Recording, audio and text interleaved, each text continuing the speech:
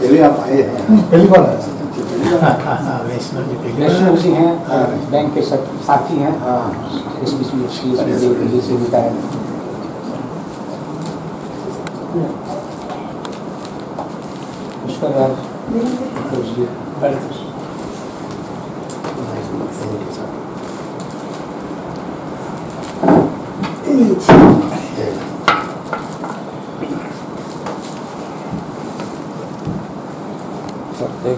हाँ।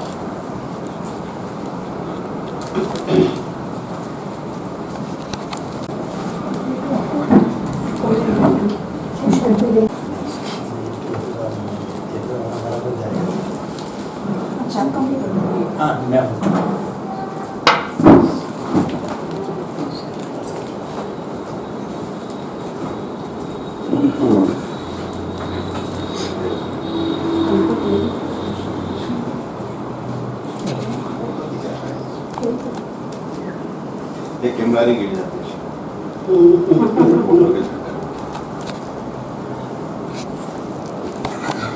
क्या है? परिवर्तन एक ऐसी चीज है, एक यूनिवर्सल प्रोसेस है जो आप में बदलाव लाएगी। आप कितना चाहें कि मैं ऐसा ही रहूं, आप कितना ही चाहें कि मैं जवान रहूं, आप कितना ही चाहें कि मैं स्वस्थ रहूं, ये नहीं हो सकता।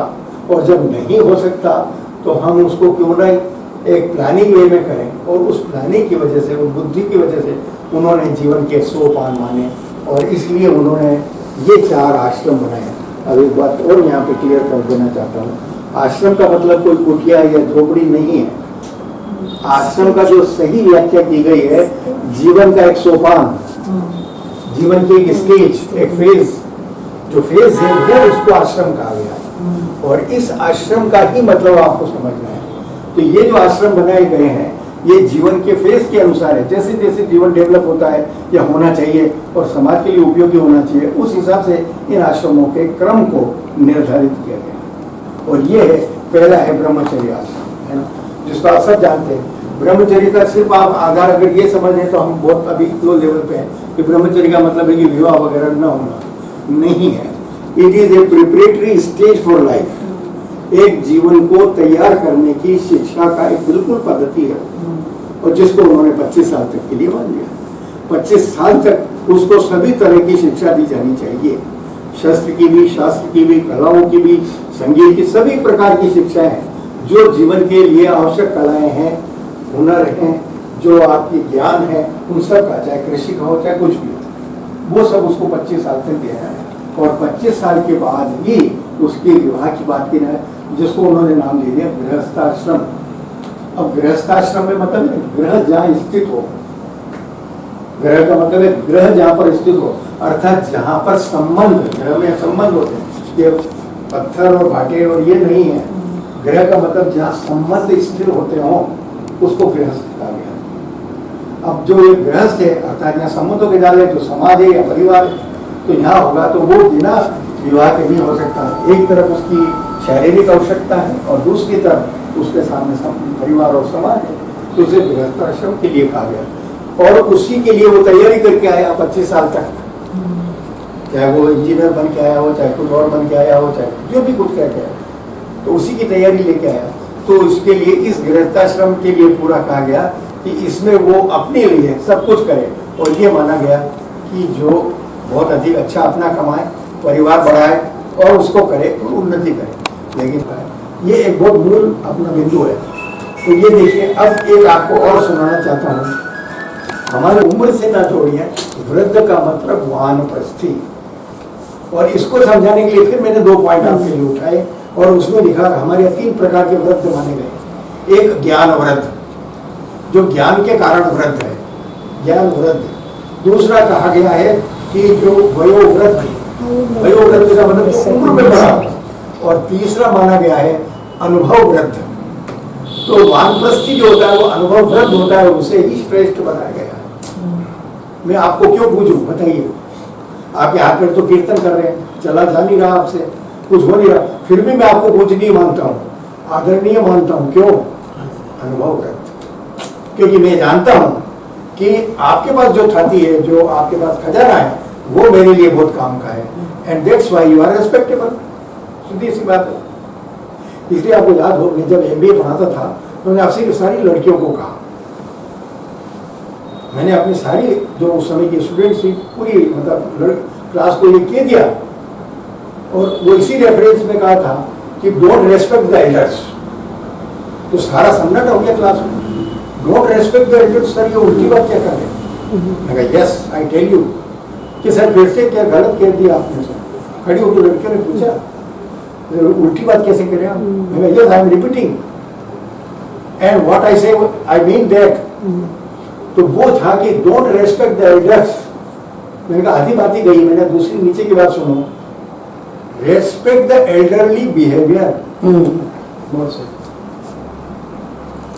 आज अखबारों में नहीं पढ़ रहे वहाँ, वो टीचर थे, प्रिंसिपल था, स्कूल था, और 4 साल की बच्ची के साथ जो कि दुष्कर्म कर रहा है, वो फलाना था, वो ये था, क्या हो रहा है?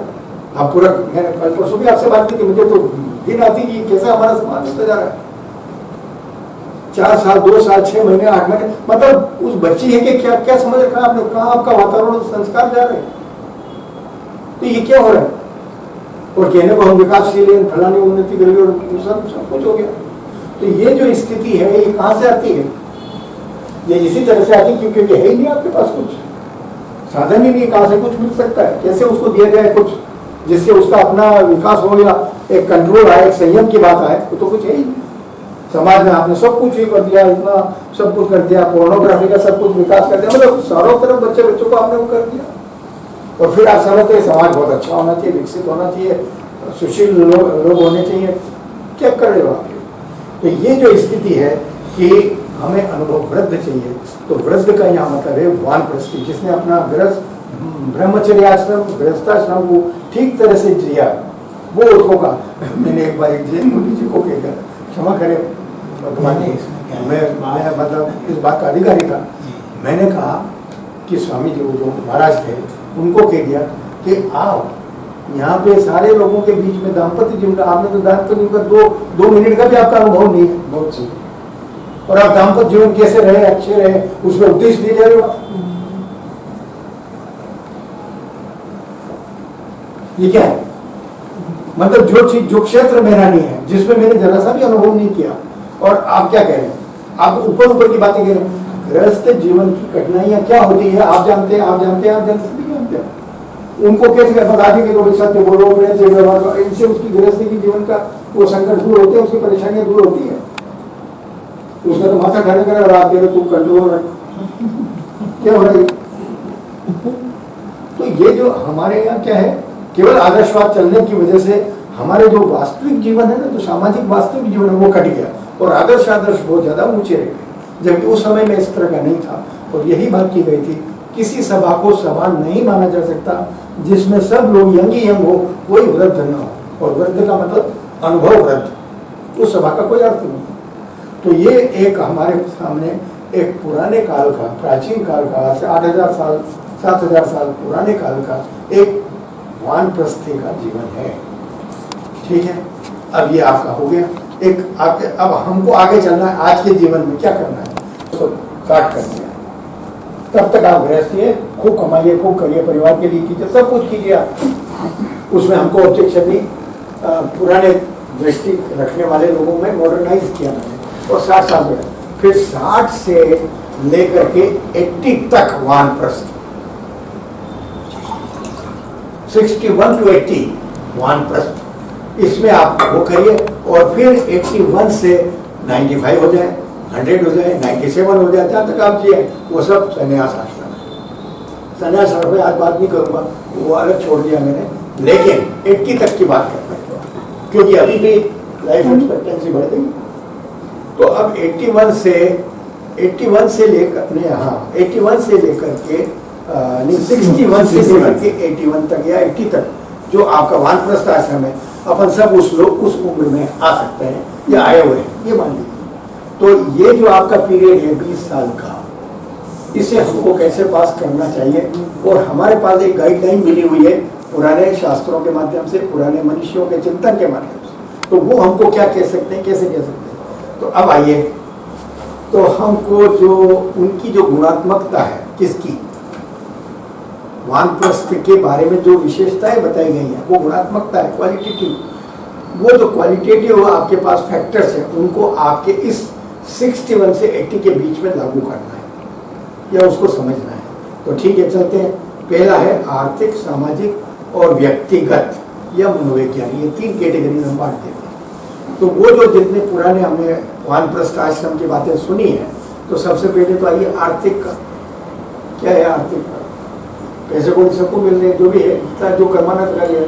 अगर आप, एक बात फिर कहते हैं, बुरी कड़वी लगेगी आप लोगों को, अगर आप रिटायरमेंट के बाद भी मेरे खाने पीने का क्या होगा, अगर ये सोच रहे हैं तो आपने पिछली जिंदगी बहुत बेकार गुजारी है, गैर जिम्मेदारी जिंदगी गुजारी आपने। क्योंकि आपकी रोटी खाने पीने और रहने की भी आपको भी 60 साल के बाद चिंता करनी है, तो आपका जीवन डावाडोल ही चला है। That tells about your life, how have you passed. तो अब इस समय तक आने तो एक आपकी आर्थिक स्थिरता होनी चाहिए, और बाकी सब आपने नहीं निपटाए हो, सामाजिक दायित्व, पारिवारिक दायित्व न निपटाए हो और अब निपटाने हो, तो भी आपको वानप्रस्थ मानसिकता तो रखनी ही है, ठीक है ना। तो इस स्थिति में आर्थिक है ना। अब आर्थिक में कहता हूँ 2 पक्ष और आ गए। एक तो आपके पास पैसा होना चाहिए, लेकिन इसके साथ एक और है, पैसे होने के बाद आप पैसे को ऐसा पकड़ रहे हैं, उसको पकड़ के रखने के बाद इसमें तो खर्च नहीं होना चाहिए, बढ़ते ही रहना चाहिए। Now this attitude of grabbing, ये सबसे ज्यादा वानप्रस्थ के अगेंस्ट, और इससे भी ज्यादा डार्क जोन वहां आ जाता है जहां पे उस पैसे के लिए आपके पास कोई व्यवस्थित प्लान ही नहीं है कि इस पैसे का होगा क्या। आपका ठेका है कि आप 80 साल के बाद ही ऊपर जाएंगे? नो, कोई भी कह नहीं सकता। तो आपने अपनी हार्ड अर्न मनी की व्यवस्था किस रूप में की है कि पीछे वाले आपके परिवार के लड़का लड़की बेटा बेटी बहू सब ये लड़ते झगड़ते रहे, या you have planned something for them, और उसके लिए बताए भले ही नहीं किसी साइकोलॉजिकल रीजन से, but you should have a clarity in your mind. वो आपको वानप्रस्थी बनने में मदद करेगा। अगर आप उलझाए रखेंगे तो वो कभी भी आपको नहीं करेगा। You should detach yourself from the belongings, जो बिलोंगिंग्स है आपके, मकान हो, संपत्ति हो, सोना चांदी हो, वगैरह वगैरह जो भी हो, शेयर सर्टिफिकेट हो, आपको ये होना चाहिए कि एनी डे में be the last day for me. वानप्रस्थ में आना चाहिए विचार। तो उस एनी डे में be the last day for me के हिसाब से आपकी प्लानिंग होनी चाहिए। जितनी अच्छी रियलिस्टिक आपकी प्लानिंग होगी, उतना ही आपके पास द्वंद्व कम होगा, दबाव कम होगा, और आप हल्के फुल्के से जितना समय होगा आप गुजारेंगे। तो ये आर्थिक है। एक तो उसकी अपने लिए व्यवस्था, अगर आप ये अपेक्षा करते हो कि आपका बेटा ही आपके लिए सब कुछ करो और सब कुछ आपने उसके लिए लुटा दिया, तो आपने जो लुटा है ना, वाकई में आप लूटे हो। अगर आपने सब कुछ लुटा दिया है, ये जो मोह है ना, इसलिए मैंने को एक्स्ट्रा अटैचमेंट थ्योरी नाम दिया मैंने आगे। एक्स्ट्रा अटैचमेंट थ्योरी है, वो वानप्रस्थ के विपरीत है, विरुद्ध है। किसी भी चीज से, संपत्ति से, परिवार से, संबंधों से, किसी भी चीज से एक्स्ट्रा अटैचमेंट अगर आपका हो गया या है, तो अभी वानप्रस्थ के लेवल पे आप नहीं आए। ये एक बहुत बड़ा इसका पॉइंट है जो आपको आगे उलझाए रखेगा। अगर आपने इसको यहाँ क्लियर नहीं किया तो ये सारा हो जाएगा। और इसलिए उसको कहा गया कि ये हो गया। और व्यक्तिगत और मनोवैज्ञानिक। अब मैं वानप्रस्थ में व्यक्तिगत क्या मान रहा हूँ, कौन जाने कि जब आप गृहस्थाश्रम का जीवन जी रहे थे, उस समय न जाने कितनी कितनी आपकी इच्छाएं, आपके अरमान, आपकी बहुत सारी बातें थी जो दबी रह गई। आप किसी कारण से उस दबाव के कारण पूरा नहीं कर सके। Now this is the right time for you to fulfill those desires, those ambitions, जो भी आपकी रही हो। मैं घूमूंगा, ये करूंगा, वो करूंगा, मतलब मैं ये नहीं कर रहा यही होना चाहिए, वो नहीं होना चाहिए। जो भी आपकी रही हो, मैं तो ये कहना चाहता हूँ, मेरा उद्देश्य तो आपके अंदर जो कुछ आपकी खुद की पाली हुई इच्छा है, उनसे आपको वानप्रस्थी बनाना है, न कि यही करो ये मत करो कहना है। ठीक है, तो आपकी जो इच्छा रही हो, now you are free, you have financial resources आपके पास है, और अगर कोई इच्छा है कि यहाँ घूमूं, मैं चला जाऊँ, उससे मिल रहा हूँ, ये करूँ वो करूँ, तो ये आपको करना चाहिए, उसको दबाना नहीं चाहिए। अगर आप दबाएंगे तो आप अपने आप के साथ ही अन्याय कर रहे हैं। इसलिए ये हो जाएगा। तो आगे मैंने कहा आर्थिक रूप में आपको इंडिपेंडेंट हो जाए, लेकिन इसके साथ एक पक्ष और है। आप रिटायर हुए, आपको पैसा मिला, चाहे पीएफ का मिला हो, चाहे पेंशन का मिला हो, ग्रेच्युटी का मिला हो, कुछ भी हो, तो ऐसे समय में परिवार में एक विचित्र स्थिति पैदा होती है। कुछ तो आपके पास इन्वेस्टर्स आ जाएंगे सर ये पैसा इस स्कीम में लगा दो, ये पैसा उसमें लगा दो, ये योजना बहुत अच्छी है, ये फलाना शेयर खरीद लो, ये मार्केट का जो भी कुछ आपके व्यवस्था के लिए बहुत वो आ जाएंगे। और इसमें अगर आप ने लालच रखा तो आप चारों खाने चिपते हैं। इसलिए मैंने एक वाक्य आपके लिए लिखा है कि आप लाभार्थी तो बने, लोभार्थी न बने। लाभार्थी जरूर बने कि इस पैसे से मेरे पास कुछ आए, इंटरेस्ट आए, मैच्योरिटी पे और ज्यादा कुछ है, इतना तो ध्यान रखना है आपको, इतना ऊपर नहीं पहुंच जाना है कि बिल्कुल साधु संत हो गए। No, you should earn out of your earning. लेकिन क्या करना है, लोभार्थी नहीं बनना है, लाभार्थी बनना है। तो लाभार्थी बने, उस पैसे से पैसा कमाए, और कुछ सोचे वो करें, लेकिन ये नहीं होना चाहिए। तो लोभार्थी नहीं बनना चाहिए और सक्रिय रहे परिवार में। हमको जो पुराना वो वानप्रस्थ का आदर्श बता रहा है वो क्या कहता है, निष्क्रिय होकर ढाले भूले होकर के नहीं बैठना है। आपके पास आपके पोते पोतियों की जिम्मेदारी है, किसी और की जिम्मेदारी, घर में छोटे भाई बहन जो भी कुछ है, तो आप सक्रिय रहें और केवल सलाहकार की भूमिका निभाएं। You have to be advisor to them, not the dictator to them. तो अगर आप ये रहेंगे तो क्या होगा, तो ठीक है आपको प्रिय बन के रहेंगे, रेस्पेक्टेबल रहेंगे, आपकी बात कोई सुनेगा। लेकिन अगर ये नहीं हुआ तो कुछ भी नहीं। मुझे एक उदाहरण याद आता है, एक घर में 7 बहुएं आई, मतलब 7 बेटे थे, 7 की शादी हो गई, और 7वीं जब आई तो कॉन्वेंट एजुकेटेड आई। अब क्या होता है, वो सास की डेथ हो गई और केवल बहुएं रह गई और ससुर जी रह गए। अब पुराना परिवार था, तो पुराना परिवार होने के नाते क्या होता है, ससुर जी इधर उधर तो खांसते हुए जाते, इधर कमरे में घूमते करते, और जैसे खांसते तो सारी बहुएं जैसा रिवाज था घूंघट निकाल लिया करती थी। अब इस तरह से घूंघट निकालने की वजह से बड़ी परिणाम, जब 7वीं बहू आई छोटी वाली, तो वो देखती थी ये है, तो वो फिर थोड़ा घूमने लगी और उसको करने लगी। तो उन्होंने बेटों से शिकायत की कि तुम्हारी ये नई बहू कैसी है, ये जो इतना आदर भी नहीं करती, ये नहीं करती है। उससे पूछा गया भाई तुम क्या है, क्या हम तो घर में साथ हैं, अभी इधर उधर घूमते हैं, किसका कौन कौन घूंघट निकाले, इससे चाहिए घूंघट निकाल, घूंघट ही तो निकालना है, किसी को निकाल दो। मतलब आप अननेसेसरी अपने उस चीज को लाके जा रहे हैं, जबकि प्रैक्टिकली सिचुएशंस बदल गई। पहली बहू आई थी तब ठीक था, दूसरी तब भी ठीक था, लेकिन एक समय आ जाता है जब आपको ये उनको रिलीज करना चाहिए। तो ये आपके बेटे आप बैठे ना, आपके साथ आते सेवा करने में कोई नहीं घबराता। सेवा जिस तरह से आप देते हो वो भी बहुत इंपॉर्टेंट है। हाँ, सेवा किस तरह से आप दे रहे हो ये भी इंपॉर्टेंट है। क्या ये तो ठंडी चाहिए, अरे भाई उसको सीधा से कहते गरम कर ले बेटा। मतलब एक सिंपल आपका वो होना चाहिए, लेकिन सरलता नहीं है। आपको तो वो गृहस्थाश्रम वाला ठसका घुसा रहता है ना आप पे। इसलिए हमारे सारे द्वंद्व है परिवारों में, खास करके हिंदू परिवारों में, तो ये इसी तरह का ही है। तो ये जो आपकी चीजें हैं ये उसमें परिवर्तन होना चाहिए और होना चाहिए। और जिन गतिविधियां आप करें, जो आप गतिविधियां वानप्रस्थ में जो गतिविधियां करें, वो गतिविधि आपको कल्याण के लिए करना चाहिए, न कि अपने यश और प्रतिष्ठा के लिए करनी चाहिए। मेरा नाम होना चाहिए, मेरा ये होना चाहिए, ये कुछ भी नहीं होना चाहिए। जैसे आपने किया आप एक फिर दुष्चक्र में पड़ जाओगे। नाम और यश के लिए अगर आपने कोई गतिविधि पारिवारिक स्तर पे की तो वो क्या लाएगा आपके लिए, बदनामी ही लाएगा। और अनावश्यक रूप से कि बाथरूम बीच बीच में पिकनिक जा रहे हैं, मैं भी चलूंगा तुम लोगों के साथ, कहाँ चलोगे आप?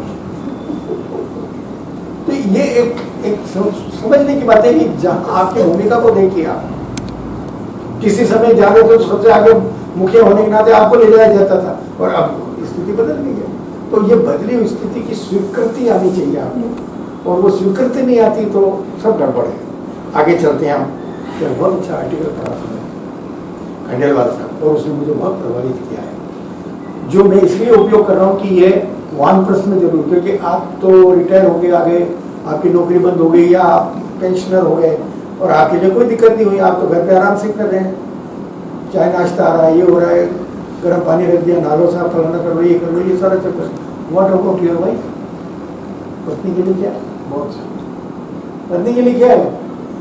वो तो रिटायर नहीं हुई, उन्होंने काम करती थी ना कुछ होती, तो फिर पत्नी के लिए क्या है? वही दादागिरी चलाओ क्या है, क्यों नहीं हुआ?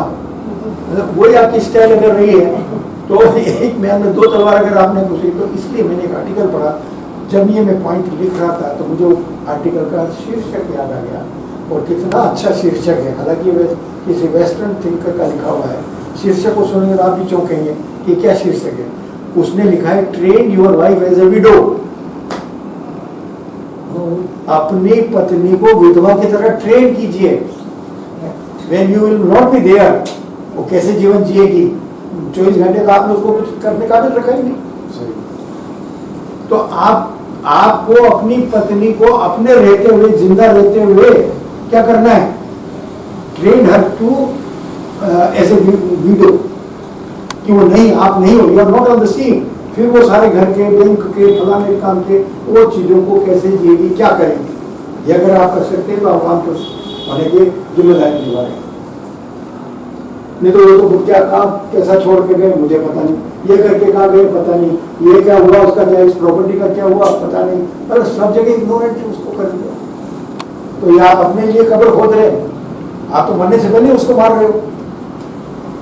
तो ये बहुत बड़ी जिम्मेदारी है कि आप अपनी पत्नी को अब इस एज में, वानप्रस्थ आश्रम में, पहले आपने जो किया उसका प्रश्न नहीं है, ना कोई ऑब्जेक्शन है, पर अब आपको ये समझ आ जानी चाहिए कि वही सबसे बड़ी साथी है, और इसलिए आपको जो कुछ आपकी चीजें हैं, you have to maintain it, और उसको ट्रेन करें कि आपके एब्सेंस में आपके नाम पे रोती ही न रहे हो। ये बहुत बड़ी जिम्मेदारी है वानप्रस्थ एज में आए हुए एक रिटायर्ड आदमी के लिए। आगे चलते हैं। अब क्या है,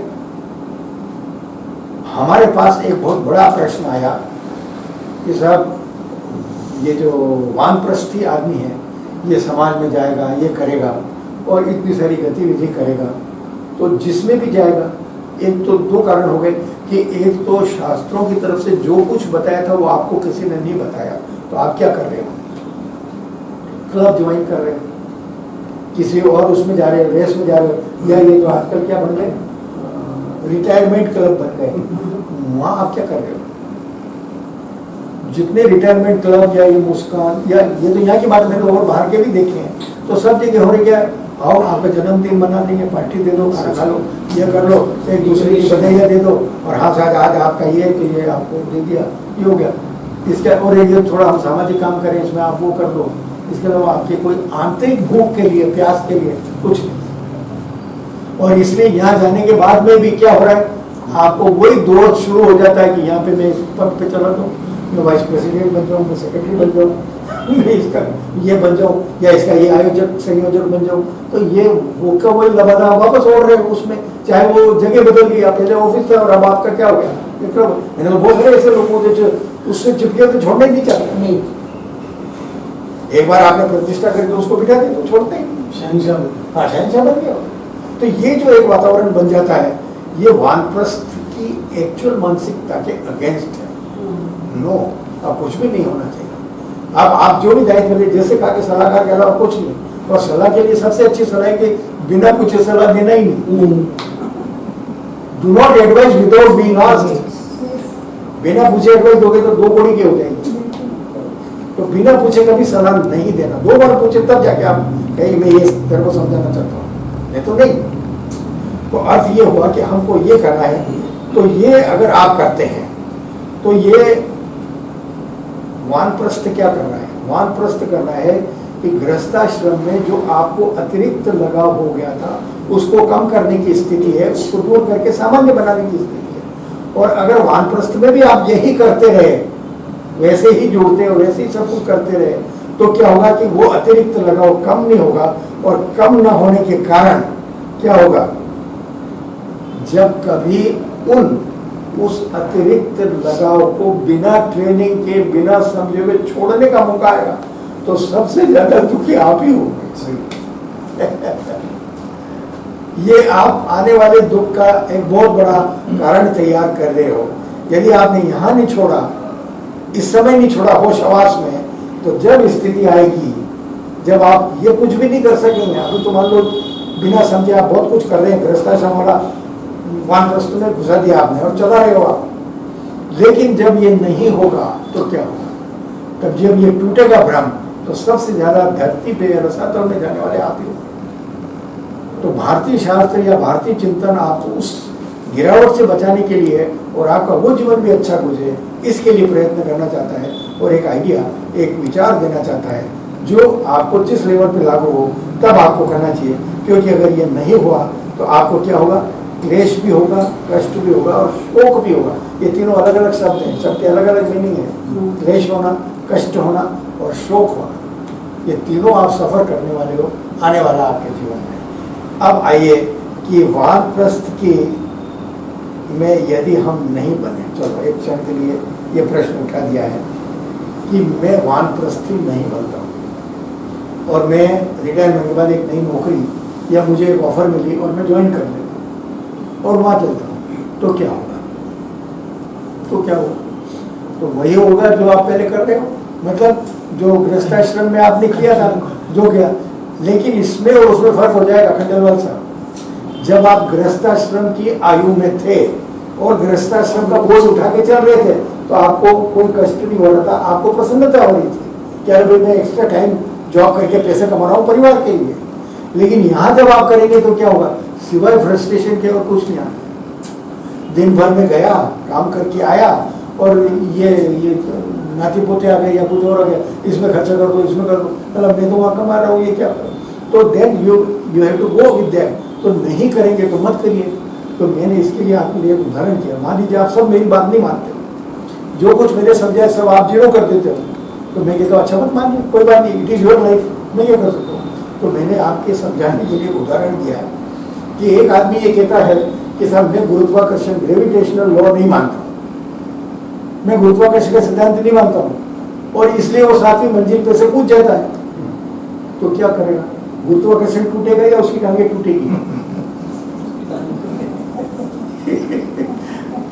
भाई उसकी टांगे टूटेगी, गुरुत्वाकर्षण तो टूटने से नहीं माने और कूद जाए वो। तो बस यही ऐसी बात है। ये कुछ चीजें जो आपको कही जा रही है, बताई जा रही है, वो आप माने तो ठीक है, कम माने तो कम जो हो जाए। लेकिन यदि आप करते थे, कोई है मान लो जो कहता नहीं मानते साहब, तो बेकार की बातें आपकी शास्त्रों की बोलन हमको नहीं मानना, मत मानिए। आप मत मानिए तो यही स्थिति होनी है कि जब कभी ये झटका लगेगा, जब कभी इस तरह की स्थिति आएगी तो आपके लिए वो होगा। आप उसके लिए तैयार है तो हमें क्या दिक्कत? मैं भ्रष्ट हूँ तो आपको क्या कष्ट है? भली बात है। तो ये नहीं है। शास्त्र अगर ऐसा मानते तो लिखते ही नहीं ये सब चीजें। शास्त्र ने तो ऐसा नहीं माना, वो तो ये मानते हैं कि नहीं भाई कोई व्यक्ति नहीं जानता तो ये हमारी जिम्मेदारी है, एक मनुष्य होने के नाते, किसी और के विद्वान होने के नाते, आपका आचार्य होने के नाते एक जिम्मेदारी है कि हम उनको उनका सही गलत बता दिया जाए, ताकि फिर वो ये शिकायत नहीं, कोई भी नहीं था जो मुझे नहीं बताया। एक सबसे बड़ी बात आपने सुनी है, एक मैं आपको द्वंद्व वाली बात बताना चाह रहा हूँ कि बड़े न बोले तो पीछे वाले लोग बाद में आलोचना करते हैं, ये बड़े घर में बैठे थे उन्होंने कुछ नहीं कहा, और अगर कुछ आप कहते हो तो लोग कहते हैं कि ये बीच बीच में आप क्यों बोल रहे हो, आप क्यों कह रहे हो ये सब, मैं समझदार हूँ क्या? तो अब ये जो दुविधाजनक स्थिति है, इसलिए कुछ भी हो आपको सलाहकार का रूप रखेंगे तो कोई दिक्कत नहीं, भाई मैंने तेरे को पहले बता दिया था, अब तो ऐसा करके आया तो देख। तो ये जो जीवन है ये है। और अंत में एक बहुत अच्छी बात है, मैं आपको ये आपके लिए ही लिख के लाया हूँ, ये श्लोक है, एक वानप्रस्थी आदमी और उसका जीवन स्वस्थ है, उसका लक्षण क्या है? ये लक्षण आज भी काम का है, ये लक्षण आज भी काम का है। और वो लक्षण सुनिए, सब सरल है, मंत्र में है लेकिन समझ में आ जाएगा आपको। निश्चित काले क्षुधा भोजनम, सही है। एक वानप्रस्थी के लिए क्या कहा गया? निश्चित काले क्षुधा भोजनम, निश्चित समय पे आपको भूख लगती है और निश्चित समय पे आप भोजन करते हैं। ये दूसरा कहा पाचनम च शोचनम, और पाचन भी सही हो जाता है और शौच भी सुबह आप चले जाते हैं। ये हुआ निद्रा उत्थानम, और निद्रा और उत्थान, सोना और उठना भी आपका समय पर निश्चित काल पर हो जाता है। कार्यम रमणम च, आप जो काम करें उसमें रमण मेरा मन लगता है, सहज रुचि आपकी उसमें हो गई, कार्य में मन लगता है। तो ये जो मन लगना है ये सबसे बड़ी चीज है। ये सब तो आप फिर भी कर सकते हैं, लेकिन कार्यम रमणम च, ये आपका कार्य करने में मन लगे, उसमें रुचि हो। जो अगर आपको बिना उसके करना पड़े, रुचि के करना पड़े तो सबसे बेकार काम है। रुचि एकानी लक्षणानी स्वस्थ जीवन प्रस्थ जीवन, मतलब वानप्रस्थी जीवन, ये वानप्रस्थ जीवन के लक्षण है। जो मैं तो समझता हूँ गृहस्थ के लिए भी उतने लागू होते हैं। तो ये आपकी सारी चीज है जिसमें हमको तो समझना ये है कि एक समय सीमा होती है हर चीज की, और उस समय सीमा को समझते हुए, उस परिस्थिति को समझते हुए, जितना इन आदर्श भी कह सकते हो आप, इनको अच्छी बात कह सकते हैं, उनकी लाइट में हम अगर अपने रिटायरमेंट या बाद के जीवन को अगर इस लाइट में कुछ कम कर सके तो हमारा ही तनाव कम होगा, हमारा दबाव कम होगा और हम एक अच्छी लगते हैं। शास्त्रों का मतलब ये नहीं है कि दादागिरी करके आपको कोई चीज़ बता दे, नो दादागिरी, आपको सलाह दी जाएगी, आपको ये किया जाएगा, जो अच्छी बात है वो बता दी जाएगी, और उसको अगर आपको अनुकूल लगे, आपके हित के लिए लगे तो आप स्वीकार करें, नहीं है तो फिर ठीक है, वो गुरुत्वाकर्षण तो अपनी जगह काम करेगा, टांगे आपकी टूटती रहेंगी। तो ये सारा आपका है। मैंने जो लक्षण किया है आज की, अगर आप थोड़ा सा विचार कर लें तो यही सबसे बड़ी प्रॉब्लम, सारी बीमारियों की जड़ यही होती जा रही है। शुदा समय पे ठीक नहीं साहब, फिर भोजनम, आप जैसा भोजन कर रहे हो वो भी अपने आप में एक माशाल्लाह, जैसा खाना खा रहे हो आप, क्या चीज़ क्या है, तला भुना जो भी मतलब है आपका, फिर पाचनम चशोदम, फिर आपका वो हो जाता है तो कब्ज के हजार, अभी आप आर्टिकल्स पढ़िए कि कब्ज के इतने भारत में सबसे ज़्यादा शिकायत है लोगों, और इसी से निद्रा अवतरण, रात को 1 बजे सो रहे हैं और फिर रात दिन की 10 बजे 11 बजे 8 बजे उठ रहे हैं। तो 1-2 दिन तो एक्सेप्शनली एक्सेप्टेबल है, लेकिन आपका तो दिनचर्या ही बन गई है, तो क्या करोगे आप। तो ये है। और कार्य रमण तो किसी को आज के जमाने में अपने कार्य में रमण तो होता ही नहीं है। आपकी जॉब बहुत अच्छी, मैं तो बहुत बड़ी बेकार जॉब कर रहा हूँ, और ये सब आपके दुख के ही कारण है, यही सब आपके अशांति के कारण है, यही आपकी प्रसन्नता को कुतर रहे हैं, और यही आपको करें कि जो मुस्कुराने का, अंदर से मुस्कुराने का मौका नहीं दे रहे। तो ये जो आपका रिटायरमेंट और वानप्रस्थ का मैंने आपको दिया और क्यों आवश्यक है उसके आपको मैंने वार्ता दे दी। आप सब लोगों ने बहुत अच्छी तरह से प्रेम से सुना, उसके लिए सबका बहुत बहुत आभार।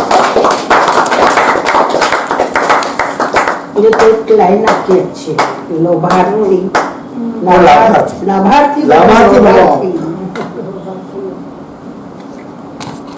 मुझे तो इसलिए मैं आप सब लोगों का आभार है कि मुझे भी अपनी पुरानी चीजों को पढ़ने का और नए तरीके से समझने का मौका मिल गया। तो ये कैसे रहेगा sir, train yourself as a widower. हाँ बिल्कुल सही है। मैं यही पूछने वाली थी कि हाँ, इसको लेडीज को बिल्कुल सही कह रहे हैं, लेकिन लेडीज को करना हो चाहिए, तो ये बिल्कुल वो सेम चीजें उस पर आपको तो इसमें है ना बहुत सारी। अरे आप सुनिए, बहुत अच्छा प्रश्न पूछा है आपने। इस पर ये है कि आप मान लीजिए ना, बिना पत्नी के बहुत सारे लोग रह रहे हैं और उनके रहने की दिक्कत क्या, कल परसों में आए थे उस समय वो खान साहब, आप लोग खान साहब को जानते हैं, आप सुनिए तो सही, खान साहब एक हमारे यहाँ थे, बहुत अच्छे हिंदी का, उनकी वाइफ की डेथ हो गई थी और एक बार मैं उनसे वैसी अनौपचारिक बात कर रहा था तो उन्होंने कहा शाम तेरी भाभी की बहुत याद आती है, बहुत मुझे कहा। तो मैंने कहा सर आप रोटियां सेक रही होंगी तो उंगलियां जल गई होंगी, इसलिए उनको याद कर रहे हो आप। और उनका यार बिल्कुल सही बात कही तो उनका बिल्कुल सही बात कह रहा हो, यही हो रहा है। तो आप उसके लिए याद नहीं कर रहे हो जो सुविधाएं उससे प्राप्त थी उनके लिए। इसलिए ये कहा गया है कि जो अपने कार्य में रुचि रखने का मतलब यही है कि आप एक बार ये रख के देखिए वो नहीं है और आपको अपना है, इसलिए इसको कहा गया सक्रिय रहना है। आप अपने लिए सक्रिय रहे, खुद काम करें, खुद अपना करें।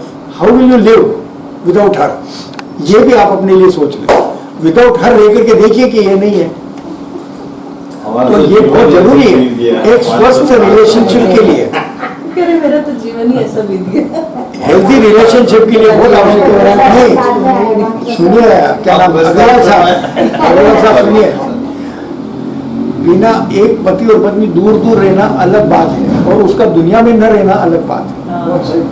बात तो सही है, पर बंदा ट्रेंड हो जाता है, अलग अलग रहता है, वो रेखा के हो जाता है, फिर भी मानसिक उपस्थिति रहती है, वो मानसिक रहता है कि नहीं उपस्थित है, मैं बना रहा हूँ तो वो है भाई। मेरी तरफ से आप बहुत जरूरी है। ने जो प्रश्न पूछा मेरी तरफ से पूछा गया मानते हुए मैं इनका धन्यवाद ज्ञापित करता हूँ कि ये प्रश्न मेरे लिए पूछे गए, बहुत अच्छी बात है। इसलिए मैंने अच्छा सोचा था कि भाई यही टॉपिक, और ये नायक साहब को बहुत बहुत धन्यवाद है कि ये कुछ न कुछ मुझे पूरते रहते हैं।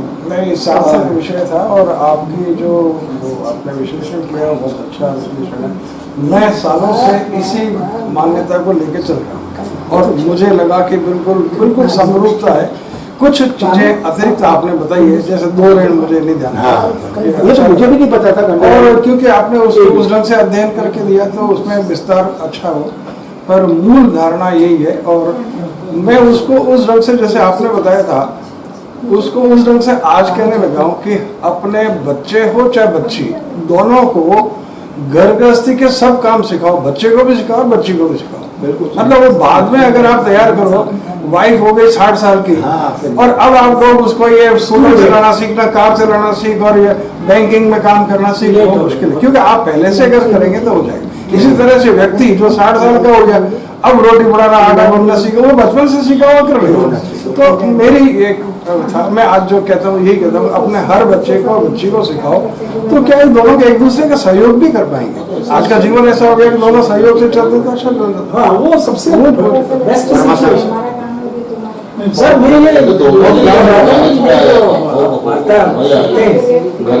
ये भी आप देते रहे हैं, ये आर्टिकल फॉर्म में आ जाए तो बहुत बढ़िया है। ऐसा और न्यूज़पेपर में या किसी मैगजीन में छपे तो मेरे ख्याल से इसका सोच रहे हैं वाइड डिसेमिनेशन होना चाहिए। काफी कुछ हो गया अभी जैसे अभी इतने लोगों ने सुना सब एक काम करो ना, तो यूट्यूब पे डालो। हाँ, यूट्यूब पे डालें, यूट्यूब आप आर्टिकल फॉर्म में दें, यूट्यूब पर अपना ये बहुत काम की चीज है, बहुत नॉलेज है। ऐसा नहीं है कि ये केवल यही तक सीमित है। एक्चुअली आपकी आधुनिक कथावाचक हैं आप कथावाचक इस युग के, मतलब इस जो समय काल है, एक्चुअली आप लोगों में से मत करनी, लेकिन जो मुझे जिम्मेदारी रहती है उसके प्रति मैं ईमानदार रहता हूँ कि मैं ऐसी कोई बात अपने बिना जानी, बिना अनुभव की नहीं, बिना पढ़ी हुई नहीं कहूँगा। तो आपने जैन मुनि के विषय में जो बात कही थी, वो वास्तव में मैं खुद भी सोचता था कई बार। हाँ, तो मेरे दोनों विषयों पर व्याख्यान दे रहे हैं जो उनका विषय नहीं है। हाँ, हमको वो ज्ञान मिलना चाहिए। सर्वथा गलत है, मैं भी मानता हूँ इस चीज को। आजकल के वरना जैन वाणी में जो आगमों में लिखी है उसमें कहीं नहीं है। ये आजकल ये चूंकि वो वाणी कोई सुनता नहीं है तो उनको बुलाने के लिए ये बोलने लगे। जैन साधुयां सासू बहू की झगड़े सुन जाती इसमें आता भी नहीं है ये सुलझाना। एसेंस जो जैनिज्म का एसेंस है उससे तो बहुत सुन लिया उन्होंने। जैनिज्म का ज्यादा कि लोग गए जिसमें रमण बहुत ज्यादा नुकसान किया। अभी क्या मेरे गुरुजी आते हैं वो काम पूरा हो गया ना अपना, बस मेरा तो ऐसा मानना है। ये कहानी किससे में फंसा के रखना है? पीयूष सर, पीयूष जी ऐसे सभी नहीं होते, अधिकतर अधिकतर वही चलते हैं। कुछ होते हैं और वही चंद्र प्रभु जी है, सही की बात कर रहे हैं। मोटिवेशनल स्पीकर नॉट ए जैन motivational speakers and they are more entertainers. ये तो एंटरटेनर्स है, एंटरटेनर भी आज से 7 साल पहले आए थे, अक्षरशः वही व्याख्यान अभी दे रहे हैं। यूट्यूब में तो वही सब अवेलेबल है, किताबों में वही सब अवेलेबल है। तो उनका है, उनको किसी ने कहा भी था कि सर ये आपको समझ नहीं मिलता, ये क्या कर रहे हैं आप? तो उन्होंने कहा कि आपके लिए ठीक है, आप घरों में मान लेता हूँ, लेकिन मेरे ये करने से मेरे ज्यादा व्याख्यान सुनने वाले आते हैं तो मैं ये करता। अब उनकी तृष्णा देखो, सब ज्यादा व्याख्यान सुनने वाले सबका है जी, कृष्णा तो है। आधुनिक को लेके जो आपने बात करी ना, वो प्रश्न में लेके आया था शुरू में, और आपने पहले ही उसको कवर कर लिया कि आपने सोचा उस बारे में कि अगर आज के युग में होगा तो क्या होगा। बिल्कुल ठीक है, नहीं तो मेरी बात सेटिस्फाइड की बिल्कुल सही डेफिनेशन है। हाँ, पर अप्लाई तो वही होता है जो पुराना है, बिल्कुल सिर्फ एक फ्रेम चेंज हो गया। फ्रेम चेंज होना चाहिए। और अपन मूल चीज को तो अपन नहीं कर सकते ना, क्योंकि वो तो इतना गहरा थॉट है। आप उसके ऊपर के कवर को हटा दीजिए, मूल चीज को ग्रहण कर दीजिए, बस। गाइडलाइंस है साहब, गाइडलाइंस है। आपने बताया हो सकता है मॉडिफाई करने की जरूरत पड़े। मानव नींद का उत्तर जाना वानप्रस्थ, वो भी गाइडलाइन भी शायद पोजीशन नहीं है। निवेदन कर रहा हूँ।